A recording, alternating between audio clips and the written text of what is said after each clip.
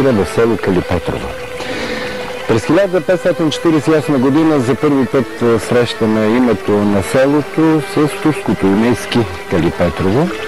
Легендата разправя, че някой си Калин е този, който е сложил първият, основният камък на селото и затова той е Кали Петрово, хубавият камък, хубавото Калипетрово.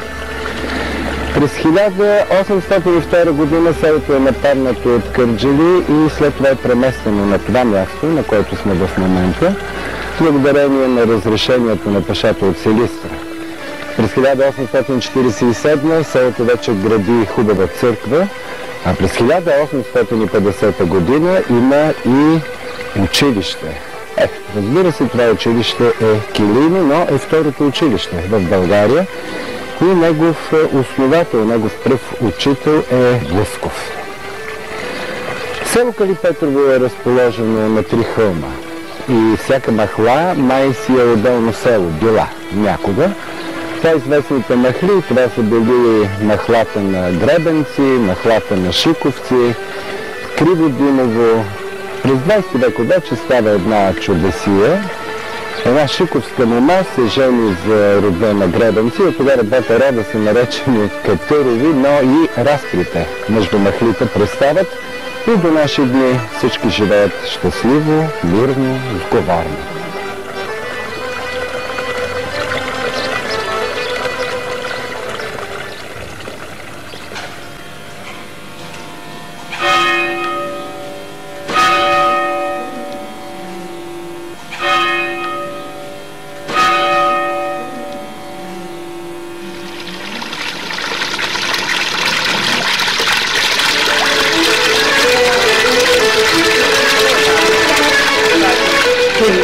Нашето село носи името си Калипетрово.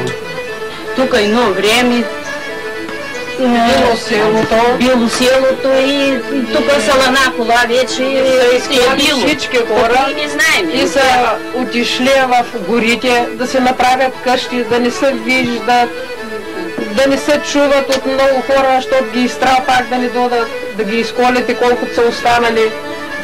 Аз пък чух там от нашите комшии. Тъй чух сега колко е истина, не знам. Те са стари хора, двама братя, като си говорят.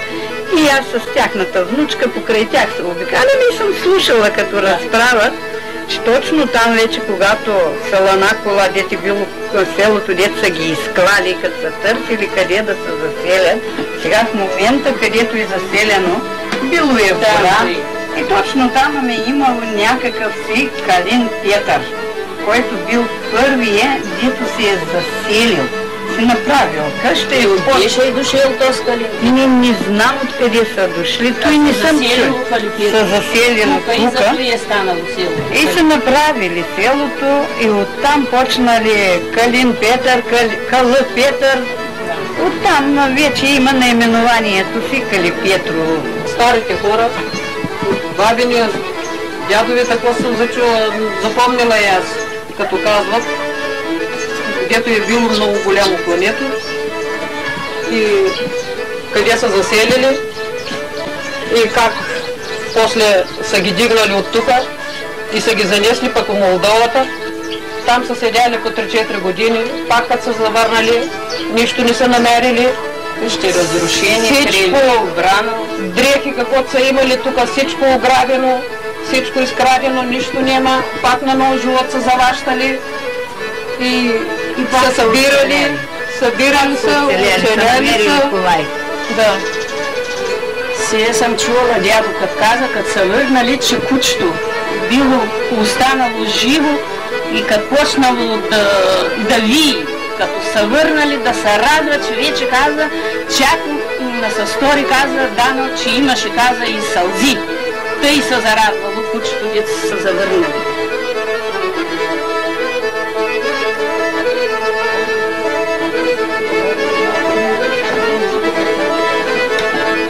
Ние сме в хубавото Калипетрово, за да ви разкажем една жетварска история. Значи, лято е, започва жътвата. Ние сме в дома на чорбаджи Христо. Неговата момичка е вече женена и за първи път трябва да отиде на жътва. За първи път той ще я дари с паламарка и с сърп и тя ще почне да жъне не неговата нива, както е било до сега, а тази на свекър си. Един древен обичай, който ни подсказва всъщност какво се крие зад жътвата. Какво се крие зад жътвата? Една голяма сватба. Както всичко всъщност в нашия фолклорен обреден календар, говори за това, че основното е да се свържат двата рода, да се свържат мъжа и жената, за да има плодородие. Юли месец, жатварския месец. Пред изгрев слънце, суматоха в къщата на чорбаджи Христо, младите тичат, старите нареждат. То е жътва, хубаво време, хубаво и страшно. Чорбаджи Христо и жена му тръгват за нивата с дарове, защото за първи път ще даряват младата си булка, чичо Христо ще я дари с сърп, а пък майка й ще я дари с риза и с басма.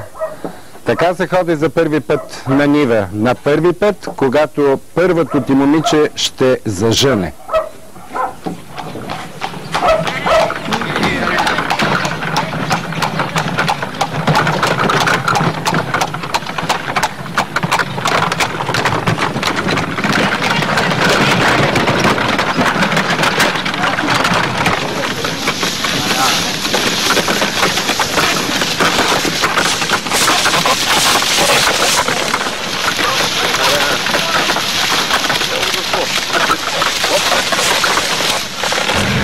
Жътва.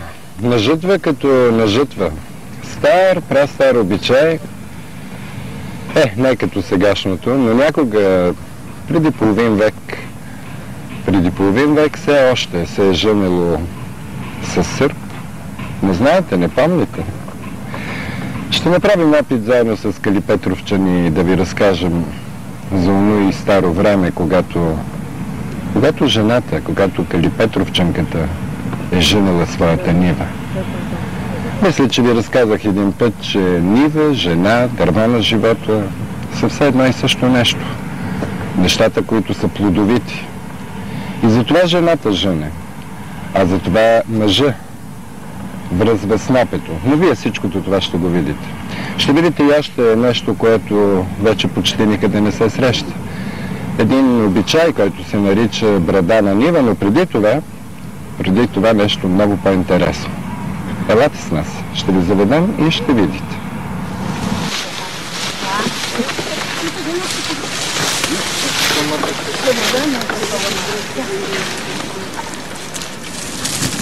Тръгнала е рада, мама от деветя ти братя, жетва да се жени.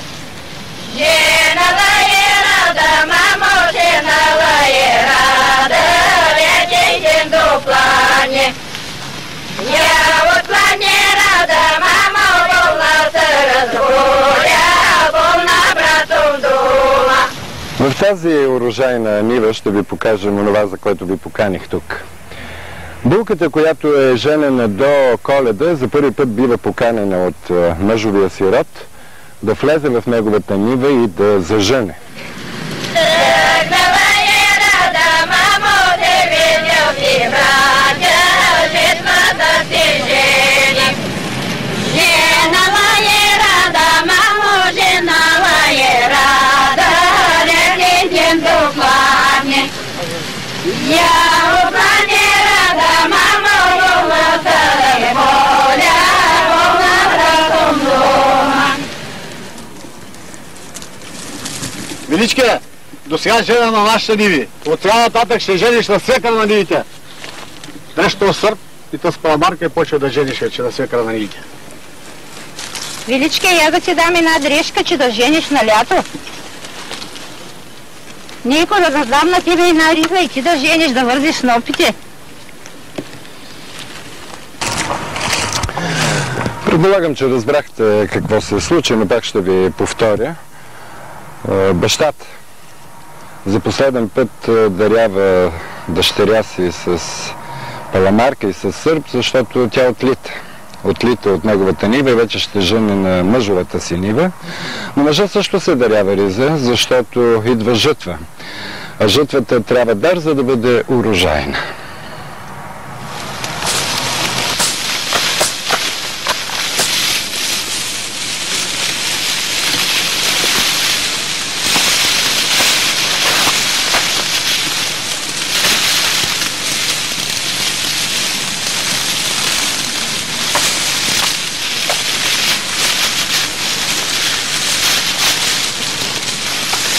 Айде, стига толкова с момчета. След обед, ако не ни стигнат, ще квасим, ще правим още лъжета. Айдете да започваме да женим. Коя е чекамджийката да дойде и да почне чекаме и ние да се нареждаме вече. Айде, Боже, помагай. Айде, Боже, помагай. Да женим дивата. Я да видим булката, ще може ли да жени? Таки, я да вземеш да попееш една песенска, ем да женим, ем да слушаме. На сетва, знаеш какво хубаво се чува? Слънчето трепти,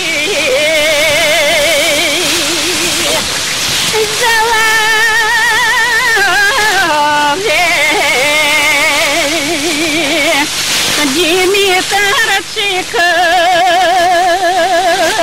зарязва, Димитрова сестра, помалъка, тя на батюке думаше.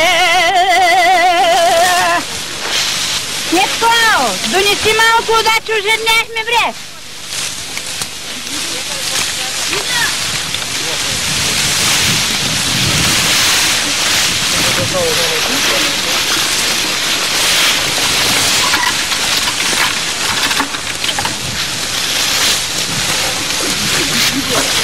Има ли други жадни, ма? Ай, тук Петко, водата! Айде, занеси ми тя. Ти мило мамино, нали ти мама зарача, докладне слънце да грее, се пладне сянка да падне, че изгоряха слънчице, младите булки почекам.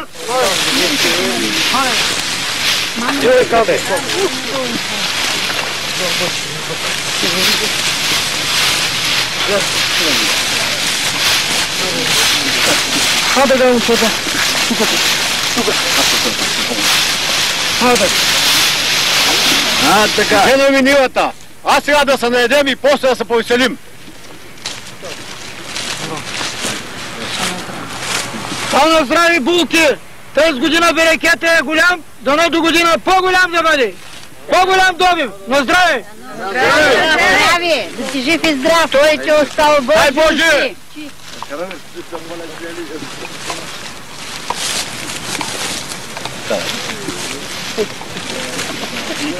Вземайте се, не се сравняте! Нека да направим малко тература.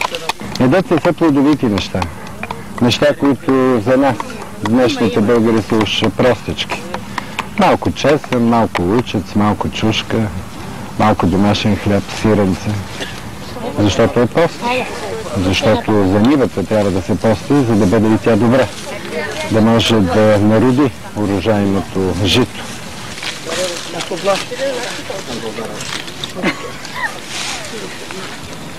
Чул те Господ! Така. Син бабо, до година на нашата нива ще бъде. Верно е! Айде! Ръка! Ауси е!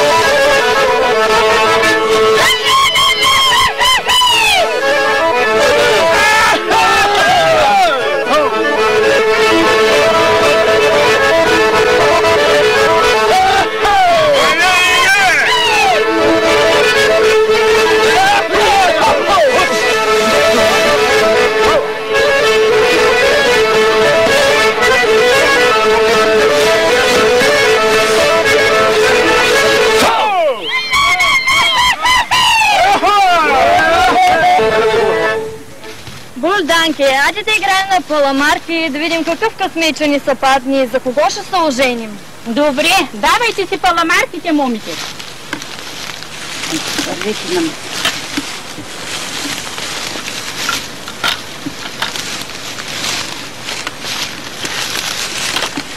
На сноп седи въшки чука, ояни бабуля, извади паламарката. На кого е с паламарка? Моята. Ей, на много богато място ще се ожениш. Много пари ще имат. Зряла дюлени, зряла детискала, там паднала. Ояни бабуля, извади паламарката. На кого е с паламарка? Моята. Ей, ще вземеш един гойдарен, ще пасе краичките.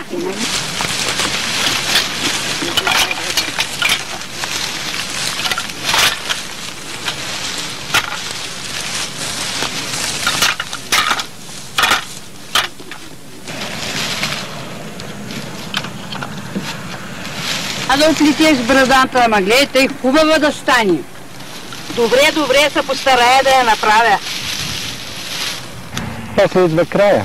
Края на жътвата, когато се оставя най-хубавия клас, най-хубавия сноп. И той се прави на булка, сплита се като булка, затова се и дарява като булка, затова се и мият върху него все неща, които са знак за плодородие.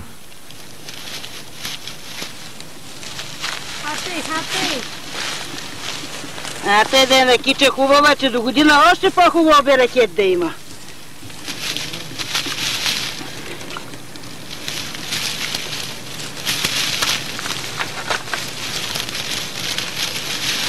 Ще я свързим с червенко, ние ще да е богата годината.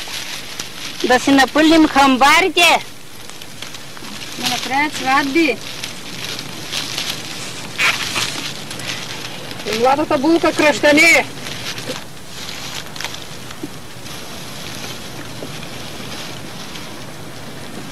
Кво изтърси хубаво те да се изтърсят унуките? Да се пълнят амбарите. Дре, този голям берекет, до година още по-голям да бъде.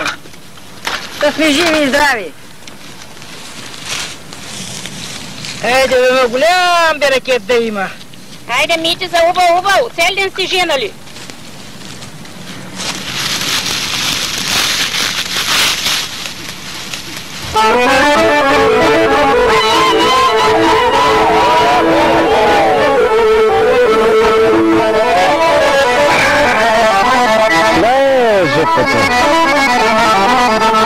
И сватба, и погребение, и много урожай. Тази брадана нива, тази млада булка сега ще бъде занесена в чорбаджиевата къща и ще видим там как ще я посрещнат.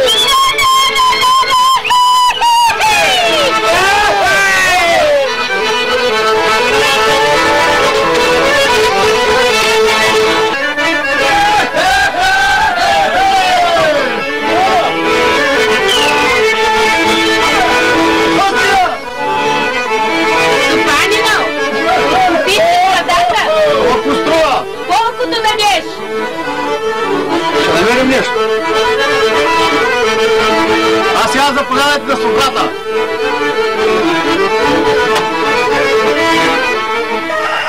Абе, нека добри по-голям берекет да стане. Това е нашият разказ за жътвата в хубавото село Калипетрово. Един юлски ден, една невеста, която за първи път зажъна, едни дарове, труд, веселба, трапеза и за да бъде всичко по-доброджански, трябва и ръченик.